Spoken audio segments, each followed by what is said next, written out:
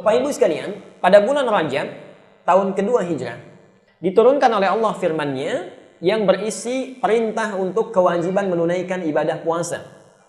Karena sebelumnya Nabi pindah dari Makkah ke Madinah, hijrah, kemudian melihat orang Yahudi selalu menunaikan puasa Asyura, diikuti oleh Rasulullah. Kata Rasulullah, kita lebih berhak melakukannya dibandingkan mereka. Diikuti, kemudian ditunaikan itu Asyura, diolok-olok oleh Yahudi, diolok-olok oleh orang Yahudi.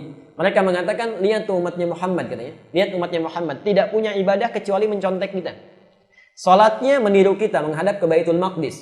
Sampai kemudian Allah turunkan surah Al-Baqarah itu ayat 144, ketika Rasulullah sedang makan siang di rumahnya Ummil Bashar, turun ayat itu, kemudian berbaliklah ke arah Masjidil Haram. Fawalli wajhaka syatral Masjidil Haram. Di situ kemudian berputar, karena berputar merubah arah kiblatnya, disebutlah saat itu dengan Masjid Al-Qiblatain. Tadinya bukan masjid, itu rumah. Di rumah, setelah kemudian Rasulullah SAW wafat, sahabat tahu ada tempat sejarah di situ, ditawarkan pada Ummil Bashar untuk dibeli. Apa jawabannya? Perhatikan. Sahabat meminta, kami akan beli ini untuk jadikan masjid. Kata Ummil Bashar, tidak usah dibeli, aku wakafkan ini untuk jadi masjid. Dibangunlah itu, sampai sekarang bisa kita lihat, dikenallah dengan Masjid Al-Qiblatain. Setelah turun itu, tidak ada kesempatan lagi untuk mengolok-olok, selain mengolok-olok tentang puasanya umat Islam. Orang Islam itu tidak punya syariat puasa kecuali meniru kami, katanya. Mereka tidak punya tuntunan. Karena itu tepat di tahun kedua Hijrah, di bulan Rajab, diturunkanlah oleh Allah Subhanahu wa taala Quran surah Al-Baqarah 183 berisi kewajiban tentang puasa bulan Ramadan. Kenapa sahabat begitu bahagia? Ketika ayat ini turun, itu sudah mengisyaratkan 3 keutamaan yang tidak akan ditemukan di bulan lain selain Ramadan. 1, Allah menjanjikan ampunan tiada batas bagi orang yang bermuhasabah, bertobat kepada Allah saat Ramadan. Perhatikan kalimatnya. Yang dimaksud tiada batas ditafsir di hadis Nabi, perhatikan. Hadis Nabi SAW, saking pentingnya ini ditempatkan di nomor 1 di bab siam. Man shama ramadhana imanan wa ihtisaban ghufira lahu ma taqaddama min dhanbi. Siapa yang berpuasa di bulan Ramadan dilakukan dengan penuh keimanan, bukan puasa biasa. Dan dia bermuhasabah, bukan hanya puasa, bermuhasabah, mengingat dosanya, mengingat kesalahannya, kemudian bertobat kepada Allah Subhanahu wa taala. Perhatikan kalimatnya, ghufira lahu ma taqaddama min dzambi. Dari sejak dia balik sampai di detik itu, hapus gugur semua dosa-dosanya. Dan itu baru siangnya, shoma itu siangnya. Hadis nomor 36-nya, perhatikan, malamnya, man qama ramadhana imanan wa ihtisaban. Jadi ada siang, ada malam. Kalimatnya sama, cuma beda, yang bawah itu shoma karena siang, yang malam qama. Man qama ramadhana, siapa yang menunaikan qiyam, tarawih kita sebut di malam Ramadan, imanan, bukan tarawih biasa. Dia lakukan dengan penuh keimanan, di antara rakaatnya wahtisaban, dia bermuhasabah, memohon ampunan pada Allah. Mengalir air matanya, bertobat di situ, ghufira lahu ma taqaddama min dzambi. Turun ampunan Allah Subhanahu wa taala. Tanggal 1 kita puasa Ramadan, gak usah tunggu tanggal 1-nya. Maksudnya siangnya puasa.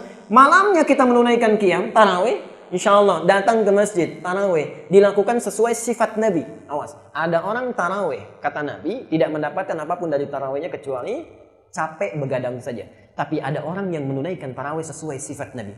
Insya Allah mudah-mudahan ada waktu kita untuk bahas. Apa keutamaan orang ini? Ketika dia tunaikan sesuai sifat Nabinya, man qama Ramadan, siapa yang menunaikan malam Ramadan itu qiyam, imanan wa ihtisaban, dilakukan dengan penuh iman, kemudian dia bermuhasabah. Nanti ada cara kita bermuhasabah saat tarawih. Apa yang terjadi? Ghufira lahu ma taqaddama min dzambi. Misal, 40 tahun punya dosa, usia 40 tahun, tiba di malam ini, dia tunaikan seperti Nabi menunaikannya, turun ampunan Allah saat itu. 40 tahun semuanya gugur. Besoknya meninggal, besok nggak sempat puasa, besoknya meninggal, sudah gugur semua dosanya. Karena itu antum jangan sia-siakan.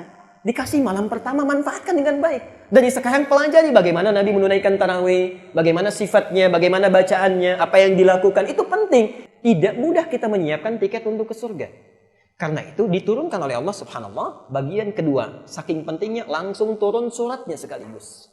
Surah Al-Qadar.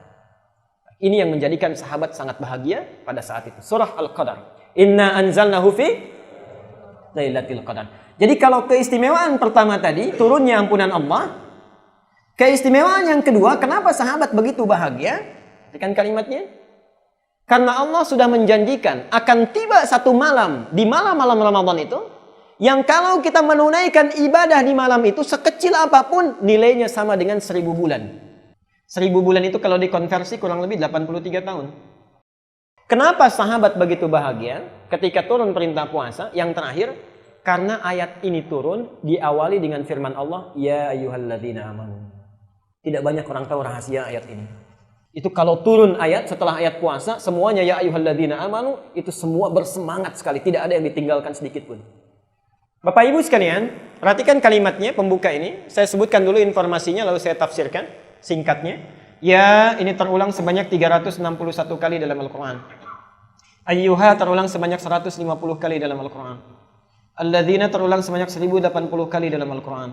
Dan amanu terulang sebanyak 258 kali dalam Al-Quran. Perhatikan kalimat ini. Ya, ini dalam bahasa Arab disebut harfun nida. Huruf untuk menyeru, memanggil. Tapi bukan sekedar memanggil. Memanggil dengan 3 jarak yang berbeda. Memanggil dengan 3 jarak yang berbeda. 1, memanggil orang dengan jarak yang dekat.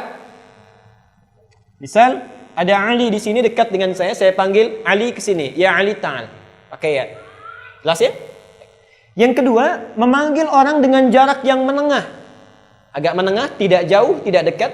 Misal ada Ahmad, saya panggil Ya Ahmad ta'al. Ahmad, sini. Yang ketiga, ini yang paling penting, memanggil orang dengan jarak yang jauh.